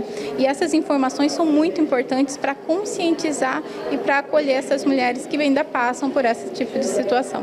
A capacitação integra a Semana da Justiça pela Paz em Casa, promovida pelo Conselho Nacional de Justiça, e reforça o papel do Judiciário como agente de transformação social e de prevenção à violência de gênero dentro e fora dos tribunais. Diante de toda a estatística, que nós temos visto, o percentual de feminicídio que tem acontecido no estado de Mato Grosso, eu considero de grande importância. Conseguimos entender também e aonde procurar ajuda. A seguir, renomados juristas do Brasil e do exterior lançam um livro no STF sobre o contencioso tributário. E a gente mostra como foi uma visita para lá de especial à sede do Judiciário Alagoano. Já já.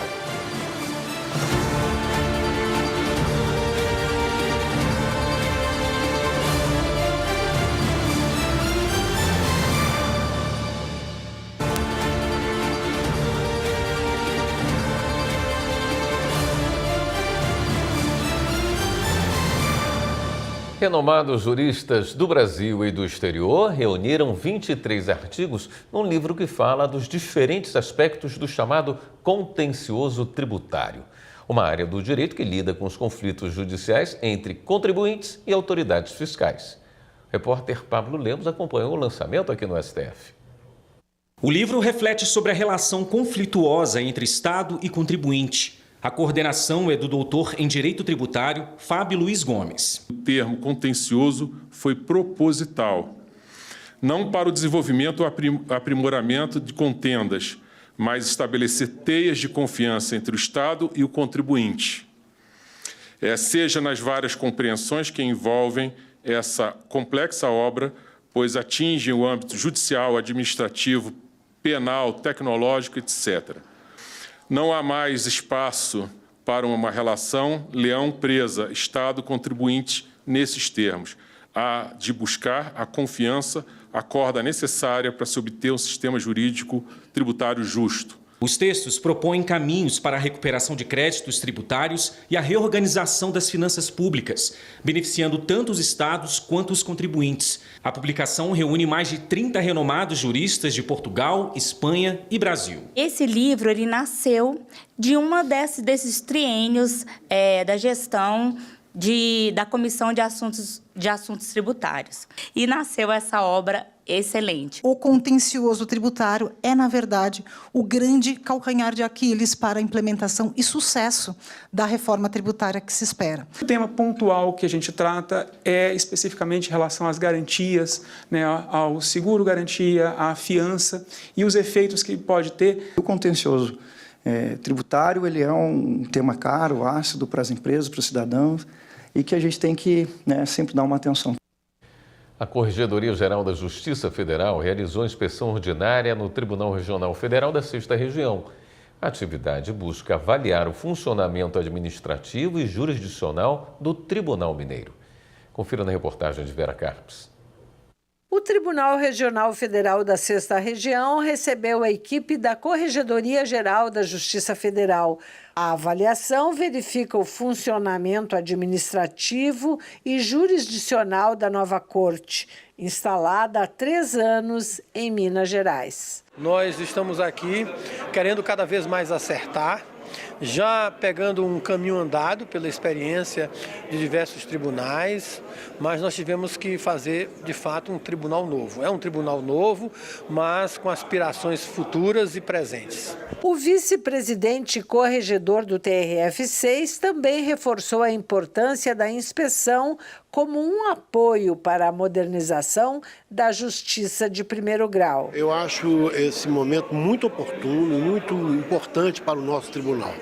A vinda do corregedor e sua equipe aqui para inspecionar os nossos trabalhos é muito importante, porque ela nos dá segurança das medidas que nós estamos adotando, sobretudo para a corregedoria no tocante à modernização do primeiro grau, porque estamos com um calendário, estamos com propostas que vão ser implementadas e a vinda deles aqui nos deixa seguros de que estamos seguindo no caminho certo. Uma inspeção do Conselho da Justiça Federal, além de verificar os principais problemas e dificuldades de cada tribunal, também observa as boas práticas implementadas, que poderão ser copiadas por outros tribunais.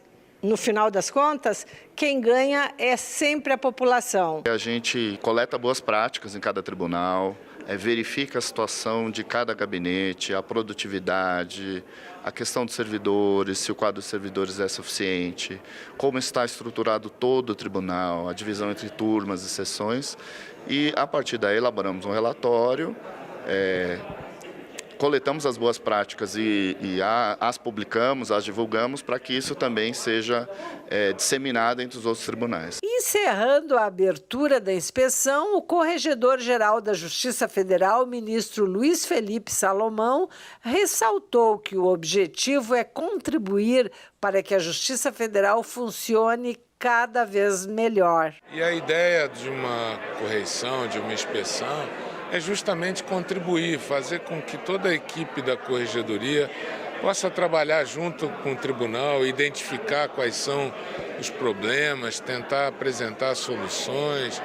Então, nosso trabalho é sempre esse, a ideia é sempre a de somar, de funcionar melhor, de fazer com que o jurisdicionado receba melhor o trabalho da Justiça Federal. A inspeção segue durante toda a semana e vai resultar em relatório com recomendações e boas práticas que poderão servir de referência para os demais tribunais federais do país. Em Alagoas, a repórter Lídia Lemos acompanhou a visita de um grupo muito especial que foi conhecer de perto a história do Judiciário Estadual. Acompanhe. O Centro de Cultura e Memória do Poder Judiciário pode sim ser para todos. A visita de um grupo de pessoas cegas e de baixa visão do Centro Estadual Educacional Ciro Acioli comprovou que não existe barreira para quem busca cultura e conhecimento e que esse espaço não é apenas um privilégio de quem vê. Essas coisas que hoje estou conhecendo são coisas que nunca pensava em tocar, né? Mas é uma alegria, porque a gente está revivendo coisas novas. A gente vê o quanto a gente evoluiu enquanto nós estamos evoluindo. O desafio dessa visita inclusiva foi tornar acessível a história da Justiça Estadual, oferecendo a oportunidade para que eles pudessem experimentar, explorar e apreciar toda a história do Judiciário por meio do som e do toque. Descobri coisas que eu não conhecia, né? Peguei nas coisas da antiguidade, né? Do mapa, naquela a deusa da justiça. Então, gostei muito de estar aqui. É bem aconchegante e as pessoas que estão trabalhando aqui, eles são muito cuidadoso conosco. A visita do grupo foi uma ação promovida pelo programa Cidadania e Justiça na Escola da Magistratura. Para Conceição Marques, integrante do PCJE, a experiência foi enriquecedora para os estudantes. Esse momento de visita, né, com eles é um momento que para eles é diferente daquilo que eles sempre estão no espaço da escola. Então, quando eles saem às vezes e encontram muita barreira. E hoje não. Hoje eles viram que a acessibilidade é possível e que eles vão sair daqui hoje, assim como a equipe está muito feliz, eles vão sair com muitas informações, com muitas descobertas, né, que são feitas aqui. O curador do CCM afirma que o museu foi todo preparado e pensado para atender os mais variados públicos. O nosso projeto museológico, ele abrange desde o início essa acessibilidade para qualquer portador de deficiência. Não foi diferente com os visuais também, né, que estão aqui dando-nos o prazer da visita e conhecendo de perto esse trabalho que a gente vem realizando de resgate da memória. Esta edição do Jornal da Justiça fica por aqui. Um ótimo fim de semana para você, até segunda.